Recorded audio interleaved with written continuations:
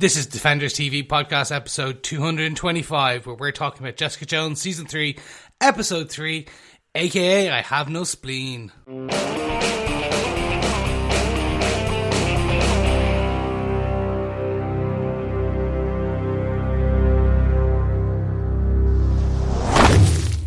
Welcome back, fellow Defenders. This is Defenders TV podcast, and we're on episode 225, where we're talking about everything Jessica Jones season 3, episode 3, aka I Have No Spleen. But beside my medical history, I am one of your Defender hosts, Chris. I'm one of your other hosts, Derek.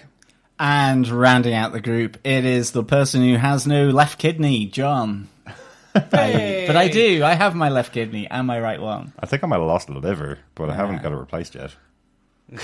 That's just an Irish thing. Yes. No Irish man has a liver anymore. I've lost a kidney but gained a nipple. 3 nipples, John. Well, you know, that could have caused a major problem over on Good Omens, our podcast about the witches, John. So John is a witch. I am. But, fellow Defenders, we are here to explain this episode of Jessica Jones. Oh, dear. Oh, I had to get in there first. There's going to be a lot of medical spleen jokes in this one.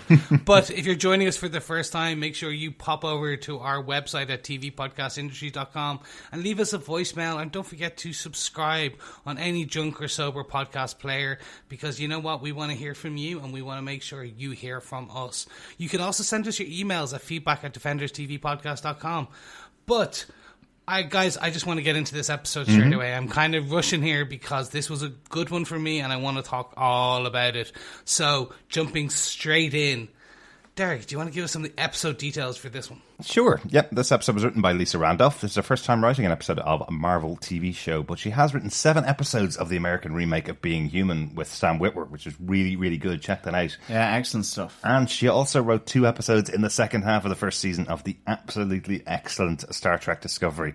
Definitely check that out. It's available worldwide, except in America, on Netflix. So check out Star Trek Discovery. I don't know why I was so specific about 2 episodes in the second half of season 1, because I absolutely loved every episode of Star Trek Discovery. But if you didn't, if you thought it took a little bit of time to build up, she was there in the second half of the first season. So definitely check her stuff out. Yeah, Discovery is awesome from my side anyway. So yeah, definitely check out Discovery. It's really good to have Lisa on board doing the writing here. Certainly the caliber of Star Trek Discovery. But even Being Human, yeah, you know, it's normally pretty difficult to take a British series and remake it in an American context. You know, there's been an awful lot of failures in that regard, in the same way as doing it the other way around as well. Yep. So, the American remake of Being Human was actually really pretty good. It certainly captured the original there. So yeah, good stuff. Absolutely, yes. Great job on that. And the episode itself was directed by Anton Cropper, his first time on a Marvel show as well, but he has done loads of TV, including 11 episodes of Blackish and 16 episodes of Suits. That's a show that people keep telling me to watch. They say it's up there at a very, very high level of American TV. Anton was also assistant director on 6 Feet Under for at least an entire season, John, one of your favourite shows. Great stuff. Hopefully it was some of the earlier ones, which were really, really good. Still considered the greatest finale of all time. That above is true. Game of Thrones, above all of the other TV shows. I love 6 Feet Under. Yeah, such a great, great show. Classic show. Another one for you to watch, Chris, I think. Yeah, no, that's one for me. And I keep hearing that my ball and chain loves Blackish and Suits and always tries to get me to watch them, but I'm just like, oh, there's too much good TV out there. And unfortunately, we're here with Jessica Jones, which is so good. Wow, married less than a month and already she's reduced to the ball and chain. Christopher. Dreadful. She was the ball and chain well before the marriage. I think you might have been the ball and chain well before the marriage, Chris. True, I'm the reacher, she's the settler. I'm not too sure. I think in our relationship, I'm the pit and the moisturiser in a basket. It puts the moisturizer in the lotion in the basket. Nice, Chris. Nice. Let's just move back on to our episode of Jessica Jones. Just a quick shout out to our wonderful fellow defender, Dr. Bob Phillips. Just wanted to point this out. Just after watching the knife action in episode 1, he commented on one of our spoiler posts on Facebook saying, "I was just thinking that amount of blood in that stabbing on the left side, That's a pretty deliberate attempt to get Jessica to bleed out with a massive splenic laceration. A big operation and need for vaccines coming soon for JJ. Heroes need to take their penicillin too, you know. Well done, Dr. Bob Phillips. As we mentioned, this episode is called aka I Have No Spleen, and he saw just from how the shot was picked up and how that stab went to Jessica Jones that that's what they were aiming for in the show, or at least that's what the surprise attack on Jessica was aiming for anyway. Yeah, absolutely. I think just to channel the doctoral profession here, or the medical profession, that's a great explanation. Dr. Bob Phillips. Oh dear, sure. John. Sorry, Dr. Bob. Congratulations on that many years that delivers you your medical degree. John, you should be ashamed of yourself. I am, because I'm not a medical doctor. True. But you do have a doctorate, so I suppose of the three of us, you're the most qualified, Dr. John. Not for spleens. I can do a good glacial analysis. True. Yeah. And speaking of glacial analysis, because you've just slowed this podcast to icy finish, do you want to give us your heartfelt, warming synopsis of this episode? Sure. Jessica Jones has a name, the full name, but has difficulty adjusting to her vulnerable new reality, sans spleen, following the knife attack by her unknown assailant. Despite the fact that her body has spleen better days, she still pushes herself to follow the trail of the Cataldo statue to get to Andrew Brandt. But Trish is also hot on his heels. As they both pursue Brandt, their paths cross and their relationship fares no better as they continue to butt heads. Meanwhile, Jerry Hogarth is also in pursuit of a different sort of prey, as she is determined to be with Kith, her former lover. But despite the best efforts of Malcolm to dig up dirt on her husband, Peter, Jerry, following a cello experience she'll never forget, needs him to dig deeper, as Kith and Peter enjoy an open relationship. Despite the best efforts of her body, Jessica catches up with Brandt and finds out that he did not order the attack on her. With little interest in Brandt, Jessica extends an olive branch and hands him over to Trish so she can claim the win. Back at her apartment, flashes of the attack continue to plague her when there is a knock at the door. As she invites Eric back into the apartment, she forces herself on him to ask, "Who is trying to kill you?"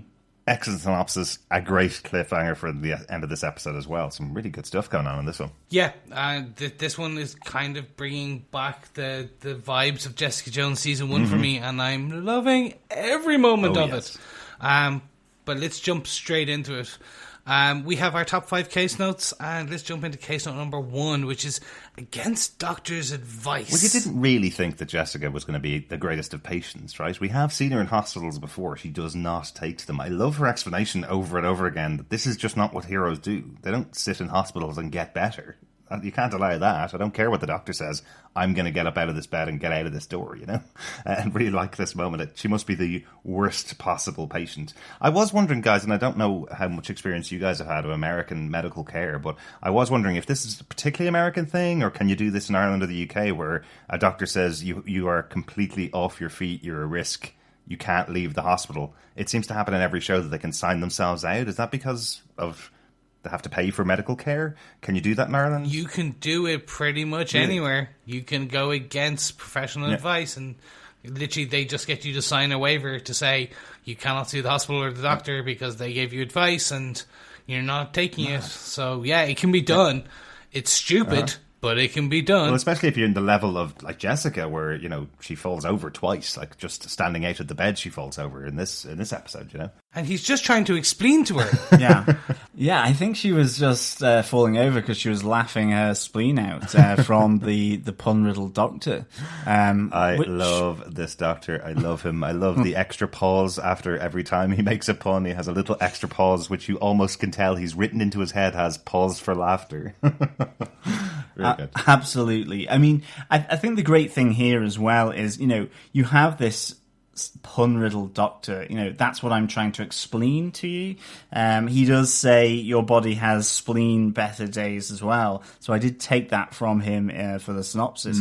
But, you know, behind this is the fact that Jessica is unaccustomed to this new reality, that this organ really did protect her, and she is vulnerable. You know, she collapses twice in this episode. She is that kid, as she says, back in PE getting D's rather than the next day chucking minivans across the street. She's come back to being vulnerable again. Well, yeah. And I like how this plays out across this episode, where she's having to deal with this new reality as much as she can. I also like the fact that, you know, she is taking on a liter of bourbon, and, you know, where is that on the reckless scale in terms of the reckless behavior? I do like the idea that the reckless scale would be in terms of liters of bourbon. How many liters of bourbon do you call it reckless? Yeah. Like, you say in your reality, but she's not willing to accept it. This may be something that she's being told she should accept, in the same way that people keep constantly saying throughout this episode. I think both the Doctor and Trish say to her she's the victim, and actually the detective. All three of them say she's a victim, and she's not going to accept that, like she's not going to accept that she has any medical problems at all here. She even calls out the fact that a spleen can actually be replaced by other organs in your body. It is the useless organ, as she says. So she's not willing to accept that there's anything wrong with her at all, even when she falls over twice and gets put back in hospital twice. Yeah, no, absolutely. So for me, this is two things, really. For the first is, how do you reset Jessica Jones after Defenders, after season 2, where everything is superpowers, and you try and distill Jessica back to what is Alias, what was the comic books about? They had this superhero element, the same as season 1, but it was still a detective show, and that's what they're doing by making Jessica very vulnerable, making her like spleenless, and like giving her this, like, she is in a weakened state. It pulls you back into this, okay, she's not just going to jump over cars and lift buildings and kick her way through everything. Like, literally, we see her jump once, and she has to pop a load of pain meds to do it. It almost looked as if she was taking a pill to allow her to jump, wasn't it? It's like, you know, every good superhero knows the pleasure of a pill, you know, and she takes the pill and then jumps. So it's quite an interesting little moment there as well. We also have this point kind of is the comedy point, even though it's the most serious point, because it's caused so much pain for Jessica, but it does also lead to a wonderful interaction once again with Gillian back in her office, where Gillian has changed the locks in the office because the detective Costa has told her she needs more security, and Jessica goes, I don't need more security, and Gillian's kind of saying to her, well, I'm the one that's in the office all the time and I can't. I need the security. I'm not going to take a knife for the money you pay me. Yeah, absolutely. And I do like the fact that Eric also points out what is the point in a deadlock when you have a glass door. It kind of negates the need for the deadlock. But Gillian here is absolutely hilarious. I love the fact that, you know, the cute kid Vito, well, he didn't inherit his father's talent, as he's left a replacement spleen on the desk that is moulded out of papier-mâché. But Gillian also calls him the little troll brought this down. She is hilarious, and again, another great foil for Jessica in this season. Absolutely, and I love that, you know, she's quite honest in that I think anyone would need at least 2 martinis before talking about acrylic on muslin at an art gallery, to be honest. A little hip flask. I love that she goes, you should be taking them with water. She just gets the water and tips a small bit into the bourbon. That's hilarious. And it's like, yeah, it's the most Jessica thing. Yeah. I'm watering down my bourbon just slightly, yeah. Yeah, but then what I really like, well, there's two, to move things on. One thing I do want to say is they're bringing back that really strong PTSD vibe that we had in season 1. Obviously, she had that with Kilgrave, and now it's this vulnerability that's like, she's, as you were talking about, she's not the victim. She keeps saying it, but she keeps reliving all of these bits of the stabbing. And I'm like, this is going to play out so well. Obviously, badly for Jessica, but so well for the story. Yeah, definitely. I have to say, you're right, though, Chris, and I think they used the technique really well in this show, because it caught me by surprise that she is reliving it, but not in a PTSD way. She's investigating it in her own mind. And that's how she comes to the conclusion at the end, which is a great thing. You're right, all the way through season 1, it was all about her reliving these horrible moments with Kilgrave. And I think they played on that. I think the showrunner and the director of this episode played on the fact that we were coming into this thinking that this is Jessica reliving a horrible moment in her life. It's not really. It's actually her going through it and seeing if she can pick up little clues from it. How cool is that? We get that moment as well in the investigation kind of being set up and propelling itself a bit further, because we see Malcolm does actually come over to visit Jessica, even though it's not in a very friendly way. He knows how Jessica conducts herself, and he knows that she wants to get her hands on this knife and do the investigation. But Malcolm has kind of done that investigation for her already, right? Yeah. It was great. So he basically hands her the useless clue that is the knife. Mm-hmm.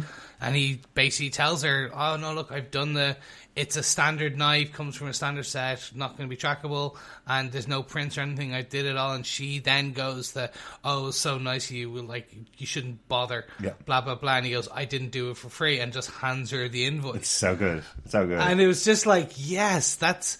Like, you could see the wry smile, and I'm starting to hope that this is the turnaround point, that to be the beginning, where Jessica's, okay, you're my equal, you're just as good, you did this for me, and now you're going to charge me the same way I charged Dorothy to find Patsy. Mm-hmm. Like, it's exactly. You don't get a friends and family discount anymore. Mm-hmm.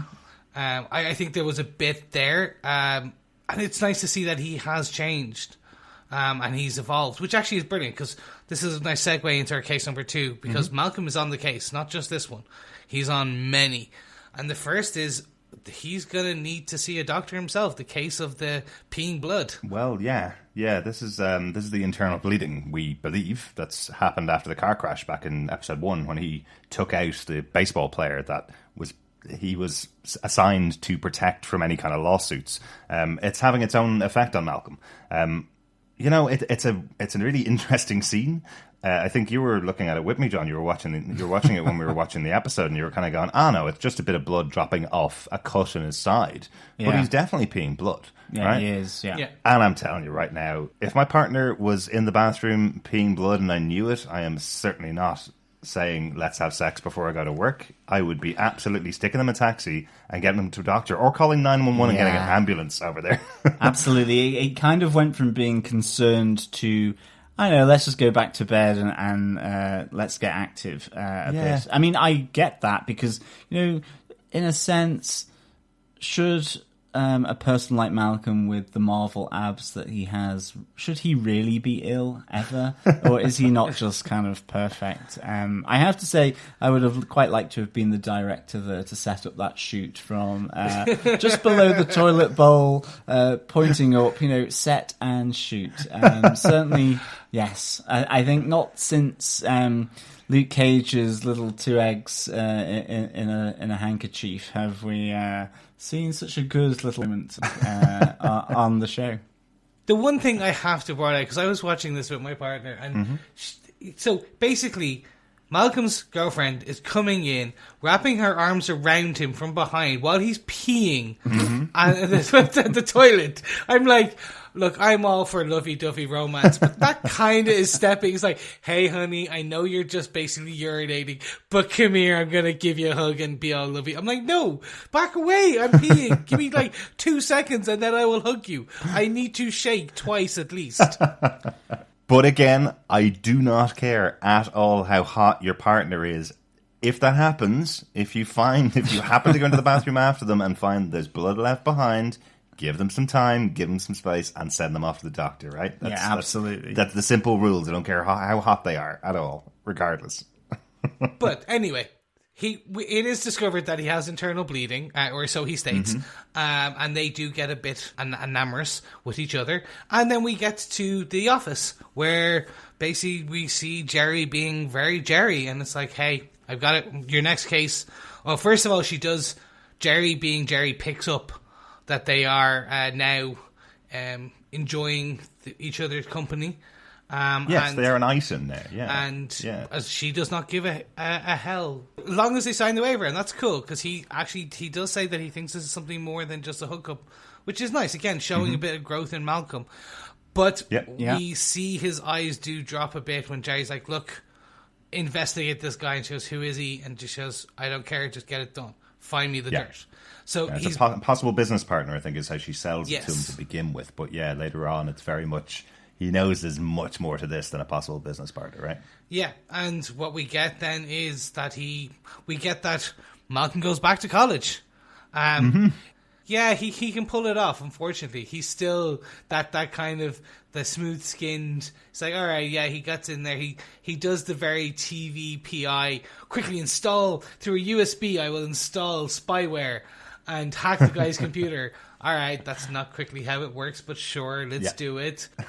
I think that scene is just trying to scare the people that don't put a bit of masking tape over their camera that's in their laptop, just to show you how bloody easy it is. And it is easy enough. It's not as easy as shown on this particular TV show, but it is that easy to hack the camera that's on your laptop. If you're not doing that already, stick a piece of tape over your camera, right? It's a good idea for everybody to do, right? And this is Conspiracy Theories with Derek.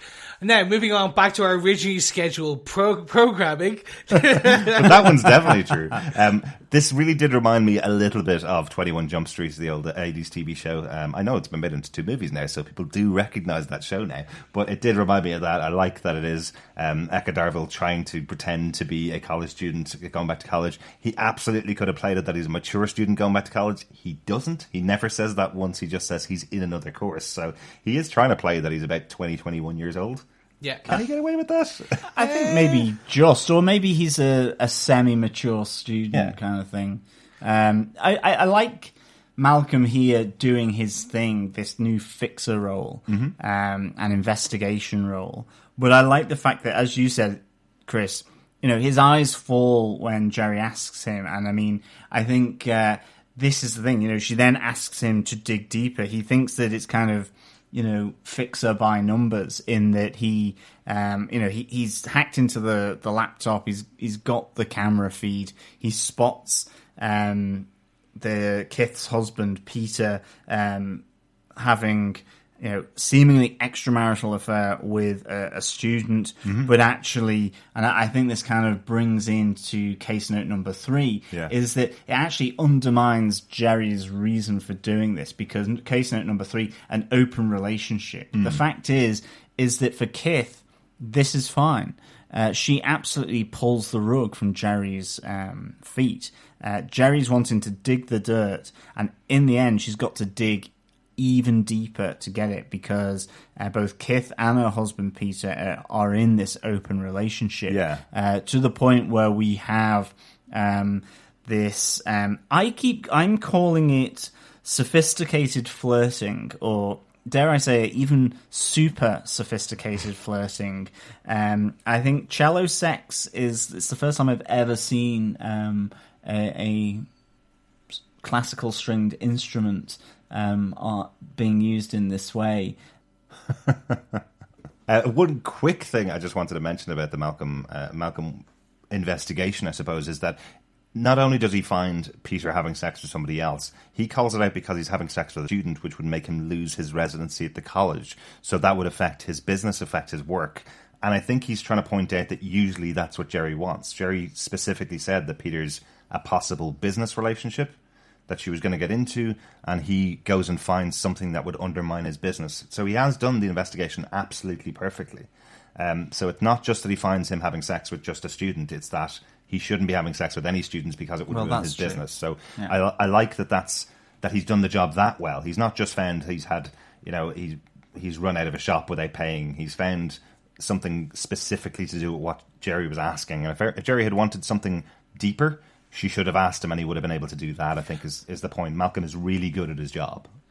But it's even that we do get the scene where he's in Peter's office and he's talking about legal ethics. And it's a telling scene. It's the MacGuffin, because that is the problem that Malcolm is having with the ethics of what he is doing.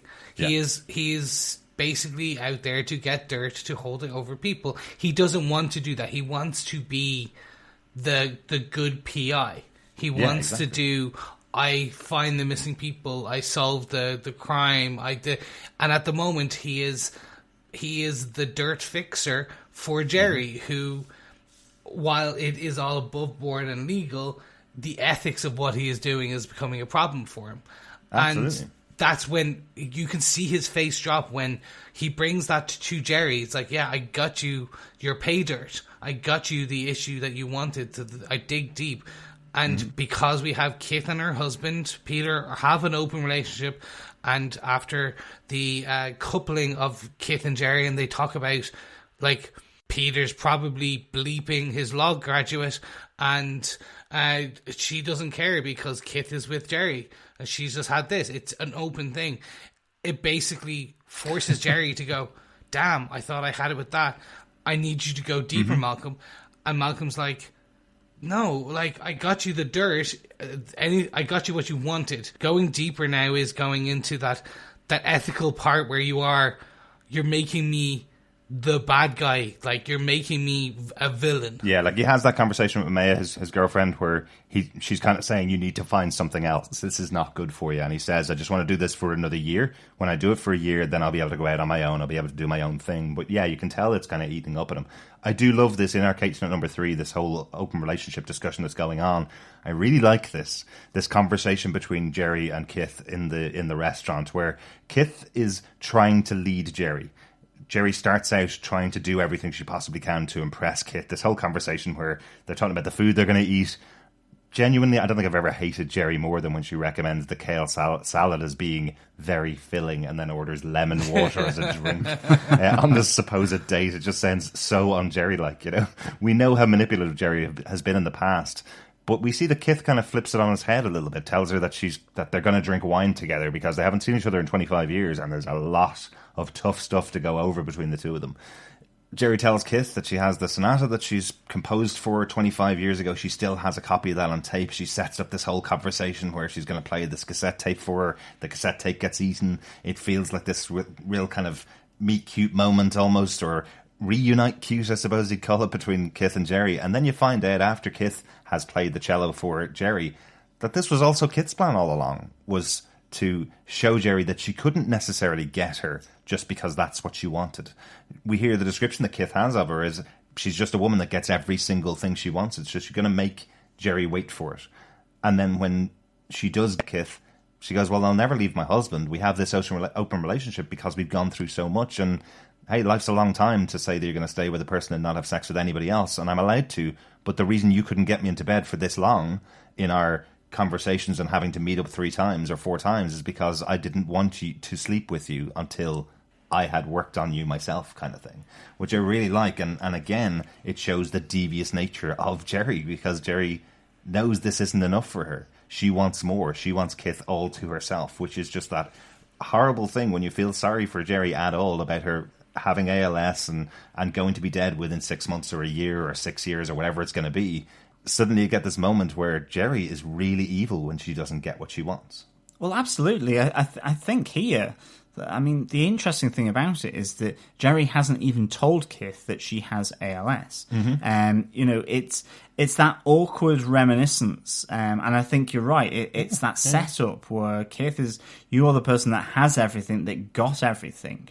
I think there is that purposeful reason that Kith goes, so you got me, but you didn't get me as well. Yeah. And you don't have me because we have this open relationship. And yes, Jerry then is smitten because she's competitive. This is all about the win. It's like she's in court and she has to now beat Kith. And the only way she can do that is to get Malcolm to dig deeper and get more and more dirt on Kith's husband. Oh, God. And so I think this is, it does. It absolutely shows the ruthlessness of Jerry and probably why she's a massively successful lawyer.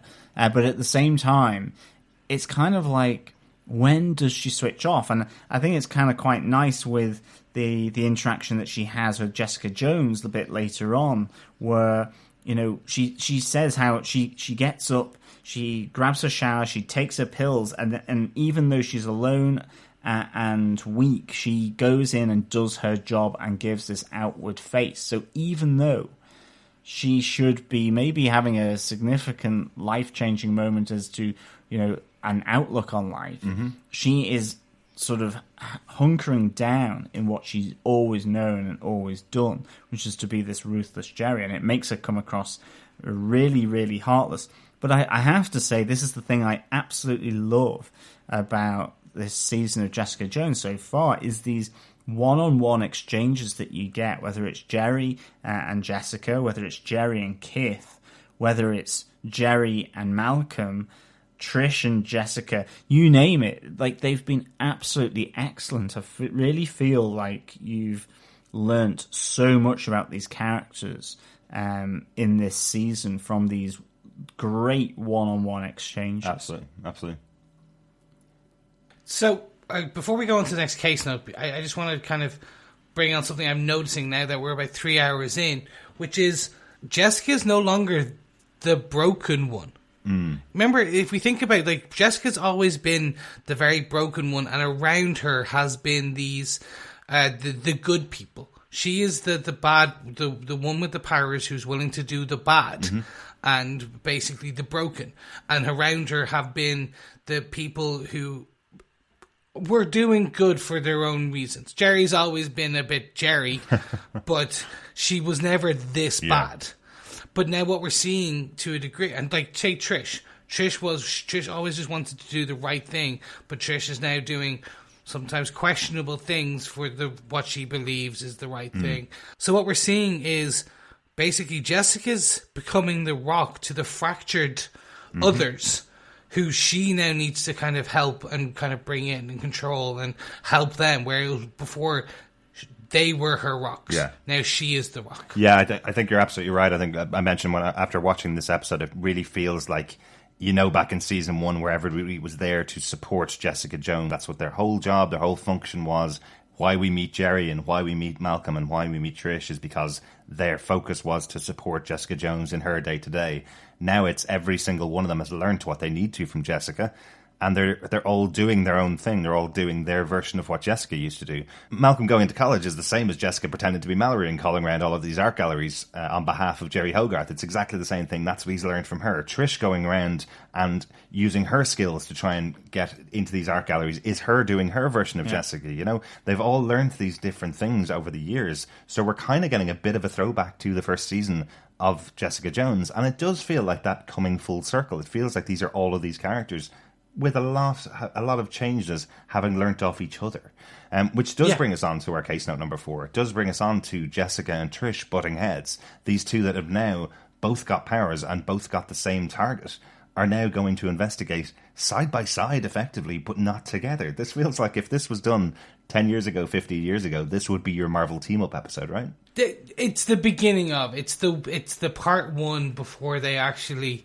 So do you remember it was like when the Incredible Hulk and Daredevil met in the 70s, 80s show? And the first episode, they were all like butting heads, and then they were suddenly, we're doing the same thing. And then in the second part, so we're about to get to the second part now. I don't know. I feel like it's flipped on its head, though. I think it's the other way around. Because these two were best friends, they knew each other, and now Trish has got her powers. So it feels like it's flipped on its head, where they're not actually working together, but they are. You could have the cover of this episode called Marvel Team Up, where they're not actually teamed up, but they reach the same results, I suppose, and end off, as you said, John, in your synopsis, it ends off with Jessica giving the collar to Hellcat, but both of them didn't actually work together throughout the episode. For me, it's the at the end of this episode, the olive branch is given. But up at this point, we're not there yet. Yeah. Because this is what the fun thing is. They continuously butt heads throughout this. And like, we see Jessica going, well, first of all, she goes through Brand's apartment, right? And what really annoyed me is, now we know later why, but she goes right through the kitchen and there's a set of knives and a chopping block on the counter. She doesn't even look at it. And I'm like, they should have at least showed her looking at that, because it was just a conspicuous looking knives. And the camera panned. In my head, the camera stayed on it slightly too long, but obviously this is just me imagining stuff. But she does find a printout with Brand's list of all the places he's trying to sell the statue. But then we see Trish comes in, and this is where they first butt heads for the first time. Yeah, really interesting one here, isn't it? I love that Trish, effectively, her first conversation with Jessica is, I'm really impressed. And Jessica goes, yeah, I know, I've got years of experience. And Trish is like, yes, I know. I said I was impressed. It's kind of good at the moment. I was kind of really taken aback, actually, by Trish here at Andrew Brandt's apartment. It's kind of like a turf war, isn't it, really? Trish thinks that this is what she should be doing.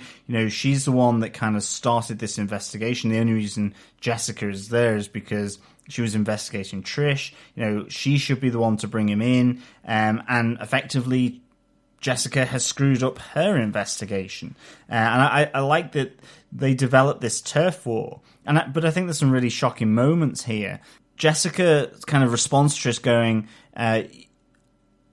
I've been a hero all my life. And Trish just comes back at her and says, no, you've been super. There's a difference to being a hero. Absolutely. And, she questions, have you ever trained in your life?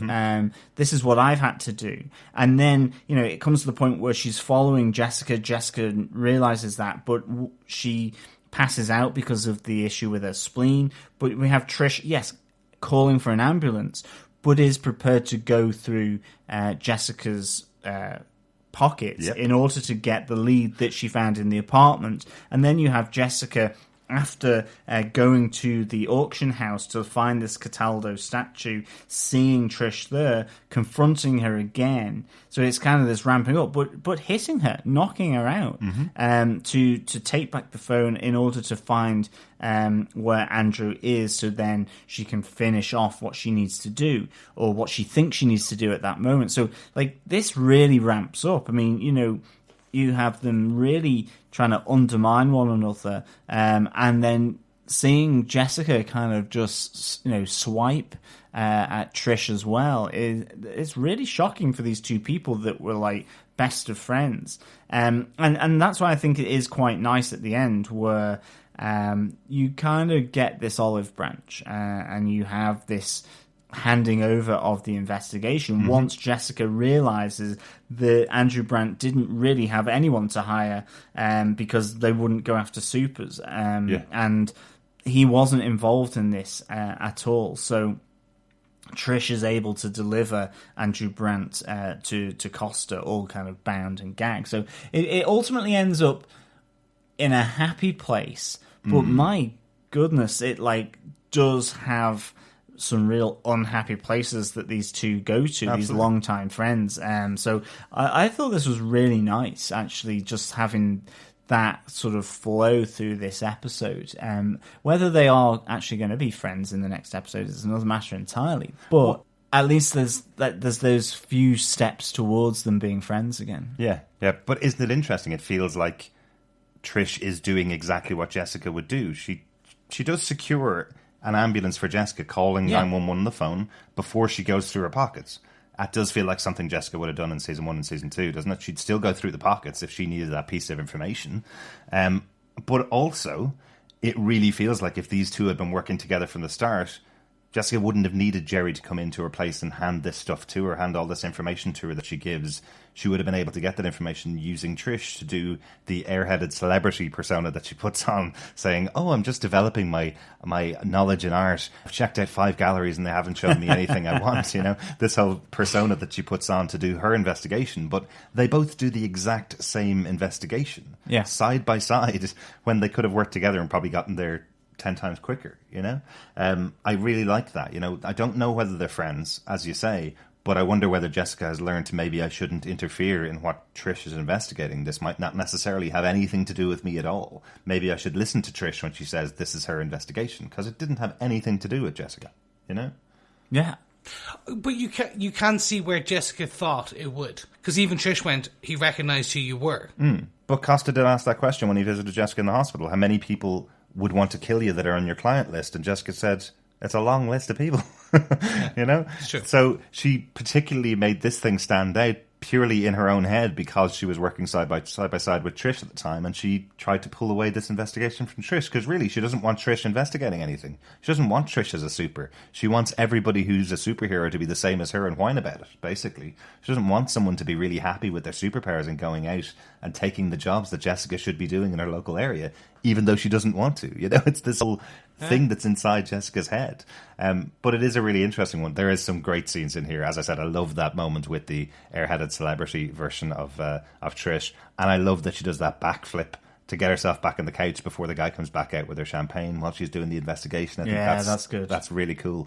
I love that scene when she's on the shopping network and told that she's bettered the highest selling product ever on their network with 140,000 sweater vests. And you can just see that dead-eyed look that Trish gives the camera going, oh, is this my life right now? It's her Bruce Wayne to her Batman. Yes, but it's absolutely. Just that reaction from when her co-host says to her, you were absolutely made for this. This is going to be the best job you've ever had. And Trish just going, oh my God, this is not what I wanted.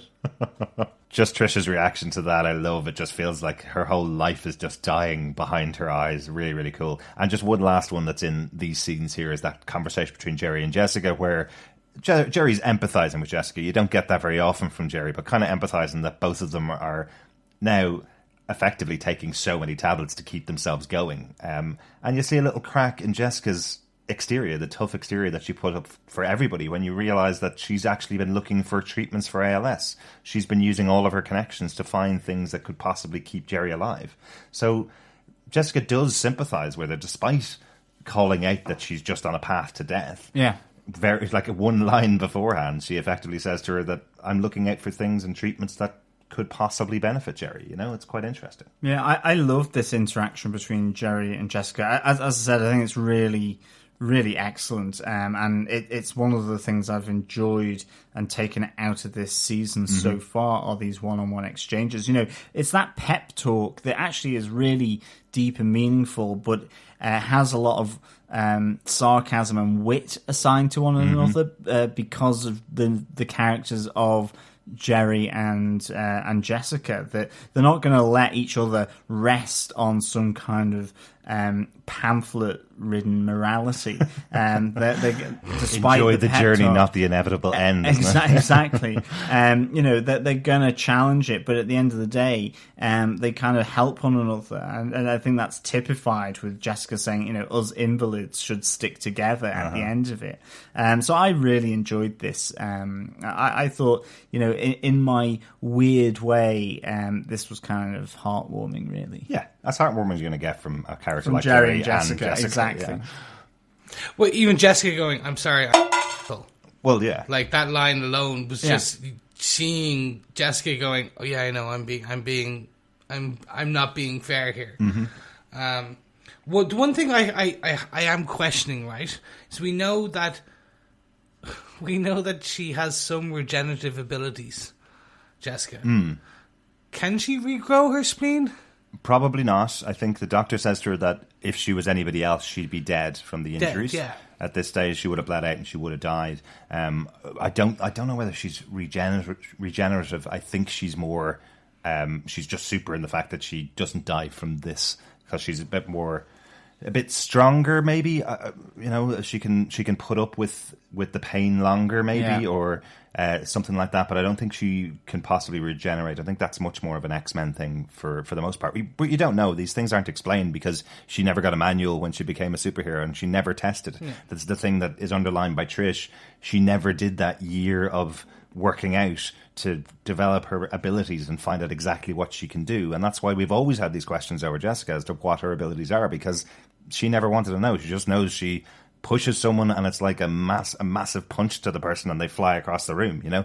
That's kind of all she knows. She knows she can't run fast because she never runs fast. She just jumps far. That's kind of it, you know? But we're always have these questions over Jessica because she's never put it to the test, I suppose, is the way it seems to be.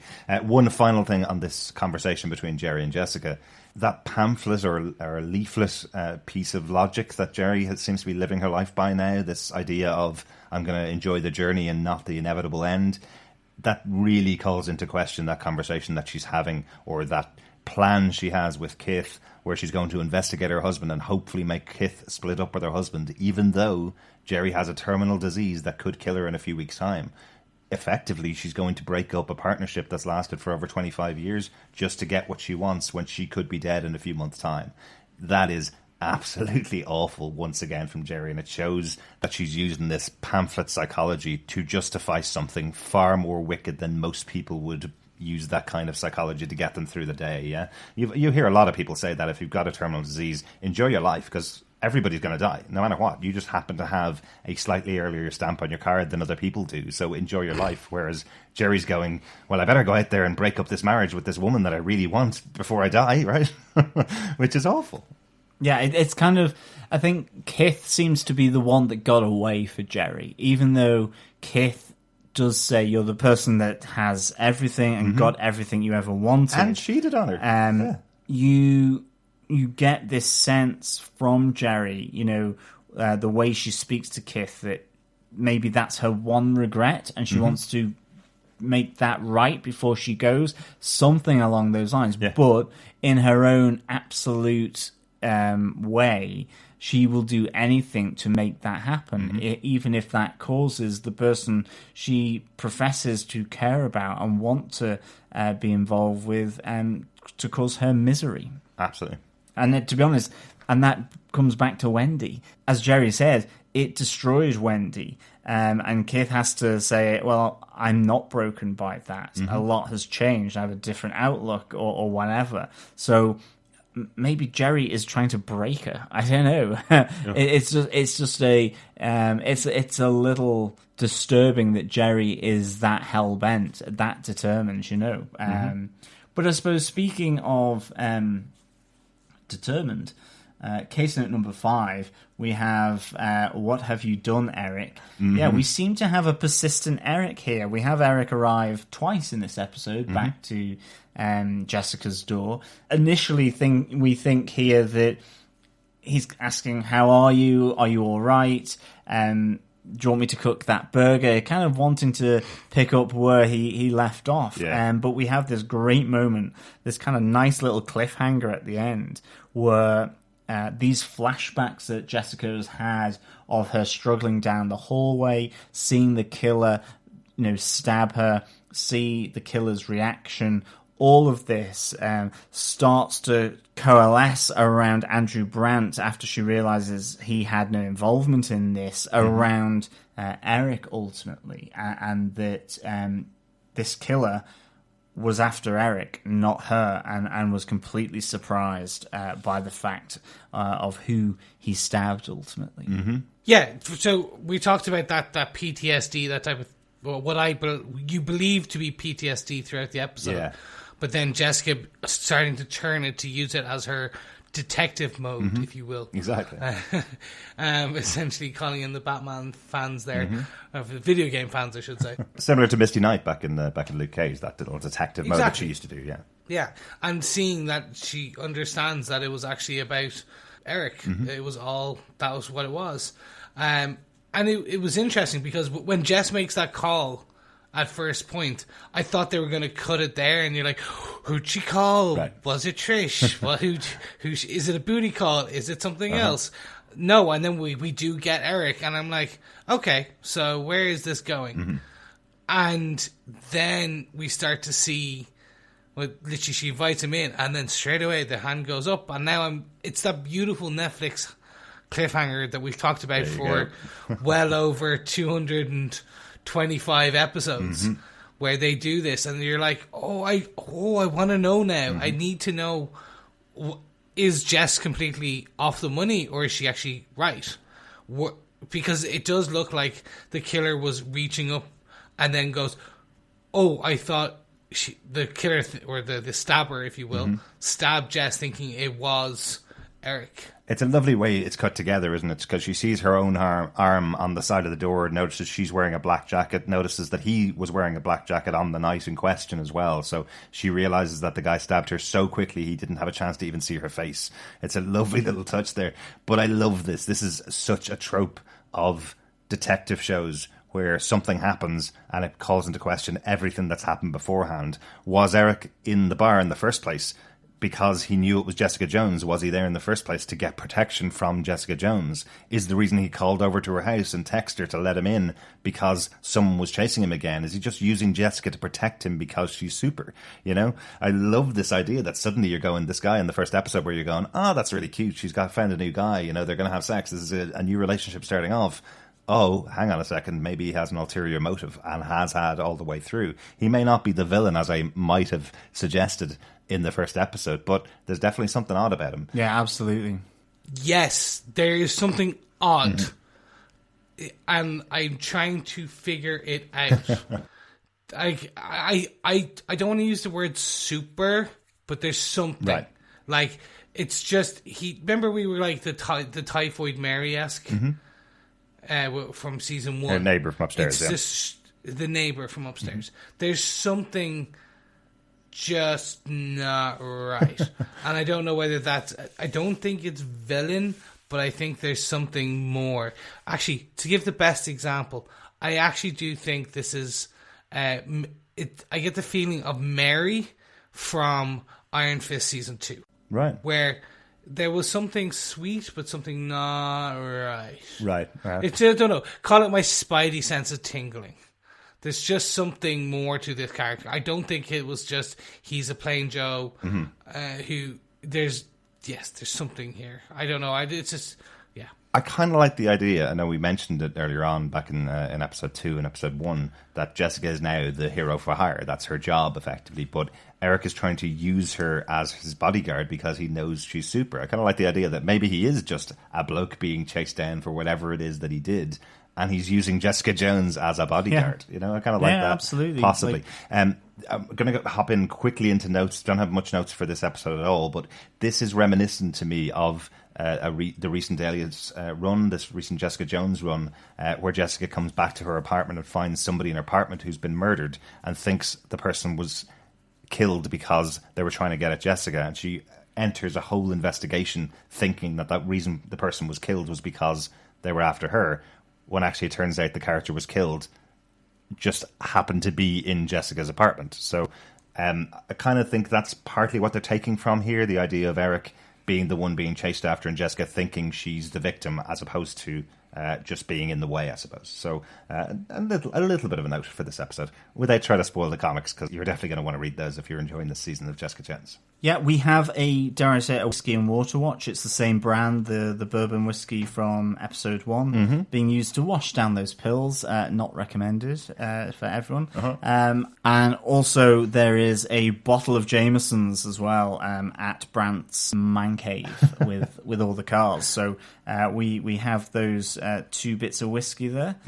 It's not a man cave, John. It would have been much worse for him if it was a man cave. Well, that's true. It looked pretty manly to me. Anyway, one other note that I do have is that we do have a nice little moment with Costa as well. A bit of flattery from him where he goes, "Your better qualities deserve to be respected." It's not a lot, but it's a little bit of flattery, a little bit of respect there from Costa. I do kind of like that. I like that underneath his kind of, tough exterior, it is some respect for the qualities of Jessica Jones, however maybe particular they are. So I just wanted to highlight that as well. No major notes from me. The only one I was looking up was the list of people that Trish took a photograph of. And after checking out about 5 or 6 of them, there was nobody there from the comic books. In fact, there was actually one person, but from one of the romantic comics from 1963, so I don't think it had any connection. And I suddenly had in my head those wonderful production designers for all of these shows who actually have to look up the hundreds of thousands of characters that have been used over the years in Marvel and go, let's make sure none of these are used in case it could actually be a villain that's in another show, so we don't want to spoil anything or create an Easter egg that isn't actually an Easter egg. So I think there's a character with the surname Okoye in there, and I don't think that's an intentional connection to Okoye from Black Panther, but I want to give a little prop to the designers for the show that have to go through these lists, write up a list of names and make sure there is no connection to Marvel at all. And on that note, gentlemen, I think is a time we lose our spleens and we leave the spleenless Jessica and decide whether we defend a spleenless Jessica. So, John, do you defend Season 3, Episode 3, aka I Have No Spleen? Oh, I do defend this episode. I give this 4.5 martinis before I talk about acrylic on muslin out of 5. Nice. I really like this. I like the whole vibe. I think, Derek, you've probably put it really nicely that you see our main protagonists here doing everything that they would have done together in season 1, except it's kind of at odds with one another. There's a slight bit of tension and awkwardness in the air between all of them because they're all doing it separately, but they're kind of getting to the same output. I like that there's a bit of doubt. They're unsure of what they're doing in some cases, but absolutely there's some bravado as well. Like certainly from Trish, I thought the sort of angry coming together of Trish and Jessica was really good. And I think above all, I'm really enjoying some of these exchanges that are happening between these characters that I'm really enjoying following. Trish and Jessica in particular in this episode for one, but also Jess and Jerry as well. I really liked it. And I kind of like that Malcolm is really kind of feeling a bit conflicted as well. So yeah, definitely defend this episode of Jessica Jones. I really like the little cliffhanger at the end as well with Eric and Jessica. I can't wait to see what happens in episode 4. So Derek, do you defend this episode of Jessica Jones? Yep, absolutely defend this episode. Favorite episode this season so far, and it's been a really good season so far. Every one of the episodes I've really enjoyed, but already 3 episodes in, it really feels like season 1 of Jessica Jones, which is still my absolute favorite of all of the Defenders shows. So I really hope, please, please, please give me a full season like this. Don't make me regret defending the first 3 episodes of this show and just go into nothingness as it goes on. Just having every character have their own moments and feel like their own developed characters has been just so good in this episode. And lots of hilarity. And one of my favourite new characters on TV this year, Gillian, the receptionist for Jessica, is magnificent. Keep giving her lines, keep giving her moments in each episode of these shows. She's great. Chris, do you defend season 3, episode 3 of Jessica Jones, aka I Have No Spleen? I do, and I have a spleen, and I still do.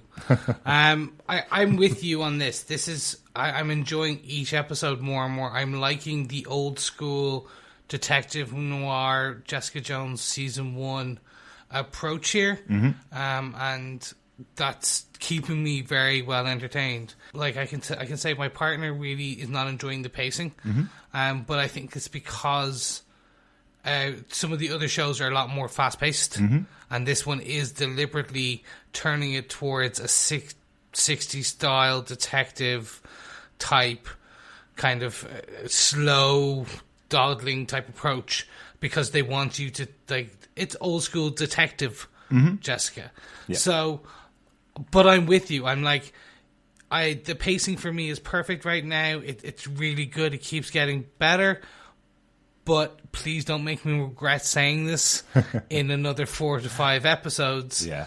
I wonder if Jessica Jones might suffer a little bit in comparison to 11 seasons of Marvel Defenders as opposed to just 3 seasons of Jessica Jones. When I went back and looked at season 2 of Jessica Jones, I noticed there were pacing issues in comparison to season 1 of Jessica Jones, even. Whereas this season seems, comparatively to those 2 seasons, it seems like Jessica Jones is back on form. That's kind of where I'm coming from right now. Whereas if you do compare it to something like The Punisher, where there's a huge big action set piece every single episode, it's certainly not that show. Yeah. No, it's not. So right now I fully defend it, and I defend where we have been to so far. It's just going to be where it goes from here. Let's see in the next episode. Yeah. So there you go, fellow defenders. All 3 of us defend it. So let's move on to some feedback. We have a voicemail through on our website at Defenders TV Podcast from one and only Ryan. Hey guys, it's Ryan here. Good to hear your voices again for another Jessica Jones season review. This is my quick review of episode 1, season 3. I cannot agree with you guys more with what you said with regards to this episode. I love the pacing of it. I love the fact that this Jessica Jones, and I must say, and I think you've said it in the past, all the Jessica Jones series, they feel so far away from the other Marvel Netflix stuff, but then can drag themselves right back into it whenever they need to.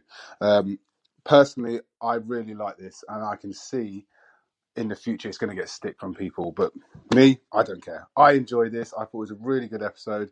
I thought it was really going back to, reminded me of season 1 and the Jessica Jones detective side of it, and good to see all the characters back again. And it was only season 1, so episode 1, but let's see. We've got 12 more episodes to go, and yeah, it's sad times because this is the last one we're getting through the Netflix Marvel connection, but we've had a good little run, and let's enjoy it. Well, we'll give our review at the end of it. But guys, thanks a lot for your review so far, and speak to you soon. Thanks so much for that feedback, Ryan. I think you're absolutely right, as we mentioned here, and as we mentioned back on episode 1. This show does seem to have that pacing, that Jessica Jones pacing, and it does feel like something far apart from the other Defenders shows. Yeah, great to hear from you. Hopefully we'll hear from you for the rest of the episodes for this season. Yeah, thank you so much, Ryan, for the feedback there. Really good to hear your thoughts. Cheers, Ryan, thank you very much. But we also have some feedback for episode 2 over on our Facebook group at facebook.com/group/Defenders TV podcast. First up, we have some feedback from Bob Phillips.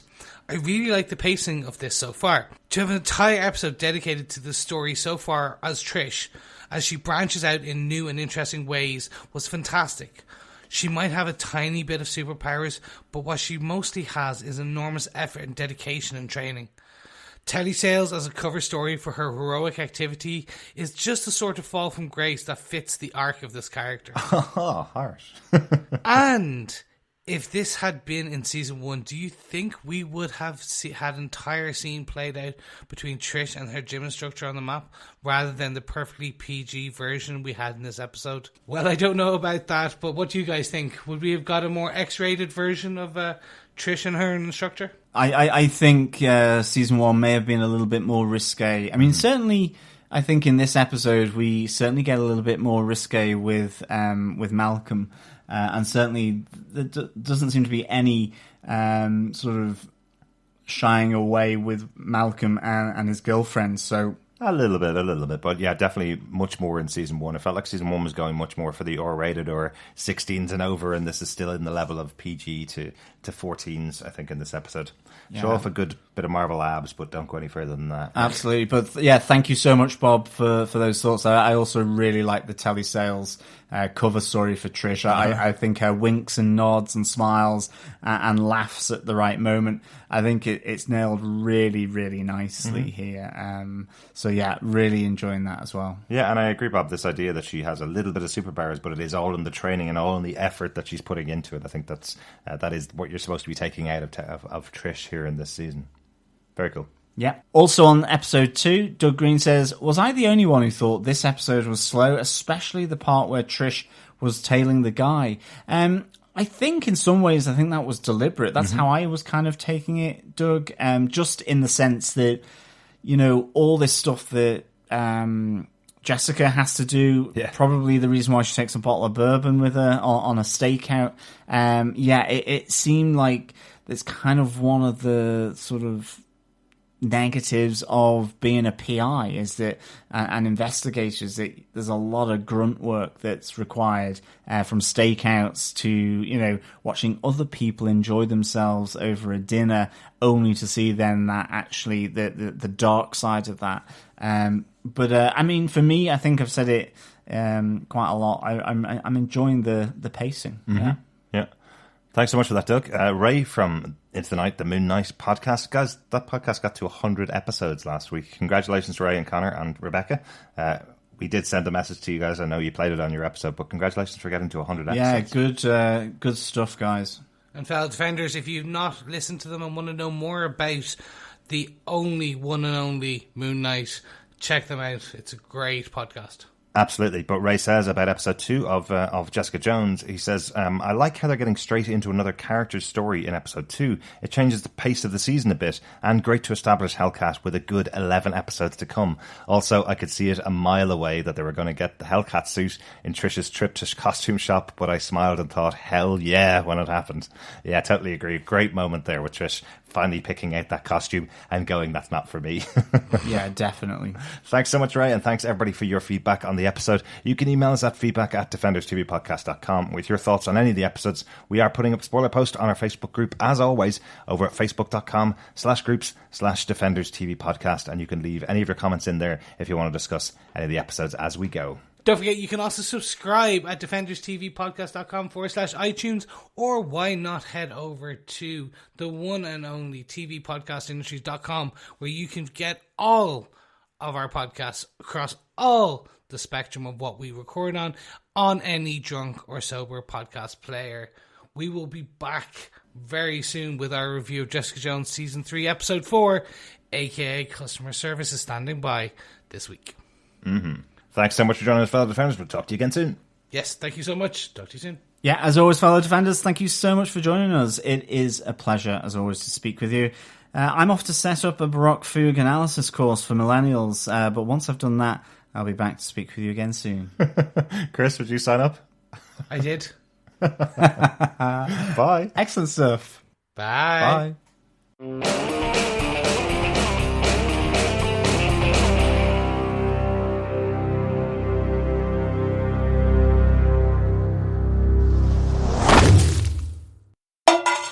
Episode 3, aka I have no spleen. Can you give me AKA I have no spleen again? AKA I have no spleen.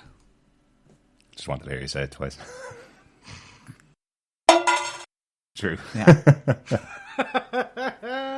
And speaking of glacial analysis, because you've just slowed this podcast to icy finish, let's move on and warm it up again with John. Do you want to give us your actual synopsis? Yes, I will. Sorry, I don't know why I said that. Say that again, Chris, I think. 'Cause I think yeah. Speaking of glacial analysis, John, you have slowed this podcast down with your puns. So picking it back up and adding a bit of global warming, do you want to give us the heartfelt warmth that is your synopsis of every episode? Sure. Or just this episode. Just go from do you want to? Do you want to give us your heartfelt, warming synopsis of this episode? Sure. As they both pursue Brant, their paths cross and their relationship fares no better as they continue to butt heads. Meanwhile... Alright, Beavis. That's butthead.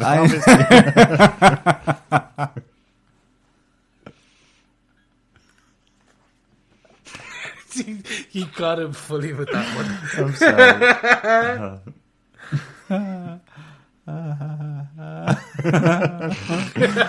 Oh no, broken John. I'm sorry. I'm sorry for being funny for the first time in 403 episodes. No. It's alright, it only took that long. This is a glacial epoch-defining moment. There you go. Global warming. It gives you a Derek that's funny.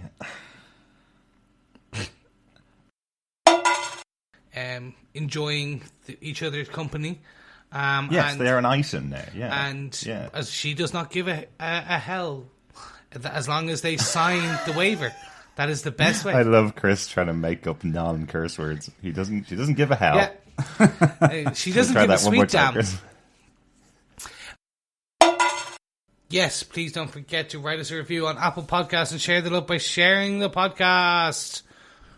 Share the... That was right, Chris. But yeah, okay. It sounded a little Pigs in Spacey. Pigs in Space! Actually, not Pigs in Spacey. I think you get arrested for that nowadays.